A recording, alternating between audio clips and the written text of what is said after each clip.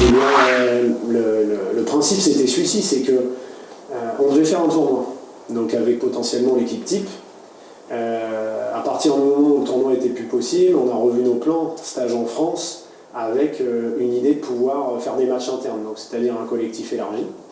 Et puis, pourquoi certaines joueuses ne sont pas là, c'est les Nord-américaines, parce que le contexte rend la chose impossible. Et puis les Finlandaises, il y a eu une période de break dans leur championnat, ce qui fait que des matchs ont été décalés et placés sur cette semaine de trêve-là. Donc voilà pourquoi ces joueuses-là ne sont pas là. Et ça a permis de faire venir des joueuses du pôle, mais aussi des joueuses U18 qui ne sont pas au pôle. Et pouvoir faire des confrontations internes sur un format réduit, sur un 3x15, de lignes de chaque côté. Mais voilà, ça nous permet quand même de nous confronter et nous, entraîneurs, faire notre métier d'évaluation des joueuses. Donc c'est bénéf pour les joueuses, c'est bénéf pour l'équipe et c'est bénéf pour le projet, on ne perd pas de temps et ça c'est super.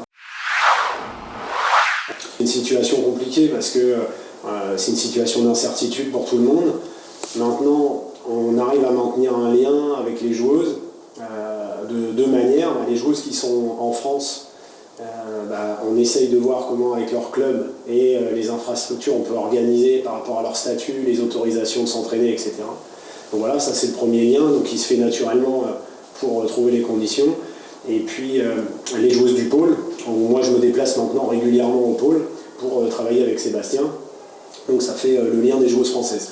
Et puis le lien des joueuses internationales, c'est un suivi à distance, je dirais qui ne change pas par rapport à ce que je faisais d'habitude dans mon métier et dans mon métier de sélectionneur, c'est-à-dire un suivi à distance, c'est-à-dire visionner les matchs, être avec elles pour des retours individuels si besoin. Donc voilà, avec maintenant l'intervention de Pierre Pousse sur la vidéo, on arrive à séquencer les matchs à distance et pouvoir faire des retours individuels. Donc on continue en fait un suivi habituel sur les joueuses à l'étranger.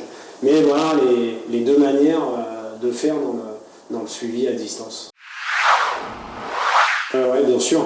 Je dirais que c'est l'évaluation d'équipe qui nous manque, de pouvoir se confronter. Maintenant, on le relie à ce que je viens de dire, c'est-à-dire que les joueuses qui sont à l'étranger, qui sont dans un championnat, cette adversité, le fait de se préparer pour les matchs, l'enchaînement des matchs, elles l'ont. Les joueuses du pôle, elles l'ont parce qu'elles gardent un planning régulier, avec des matchs aussi tous les week-ends. Et maintenant, là, depuis peu, les joueuses françaises qui sont dans des pôles espoirs en France ont aussi accès à cette compétition-là, parce que depuis peu, la fédération a mis en place ce qu'ils ont appelé un challenge des pôles. Donc il reste vraiment les joueuses qui sont hors pôle, hors structure, qui n'auront pas ça. Voilà. Et effectivement, pour l'équipe de France, pas de confrontation, c'est pour ça qu'on organise des confrontations internes là, sur un stage comme celui-ci par exemple. La planification elle est établie, est-ce qu'on va pouvoir la respecter, on ne sait pas trop, mais effectivement avril, c'est une période qu'on a déterminée pour jouer un adversaire qui est la Suède, puisque ils ne sont pas sur le championnat du monde élite, donc ils sont disponibles, ils sont intéressés à jouer contre nous, et en plus de ça, ça sera la tête de série du TQ. Donc ça, c'est tout bénéf pour nous, et sur la période du mondial. Ce qui nous permet quand même de garder une planification linéaire par rapport à une fin de championnat habituelle dans un contexte normal, et un championnat du monde. On garde cette organisation-là, ce qui nous permettra de mettre une période de repos pour les joueuses derrière, repos mental, repos physique, et puis on réenchaînera sur un stage au mois de mai, un stage au mois de juin, un tournoi au mois de juillet, un tournoi au mois d'août, et ça fait un rythme de environ toutes les 3 semaines à partir d'avril, donc ce qui nous semble la meilleure manière de préparer le TQO.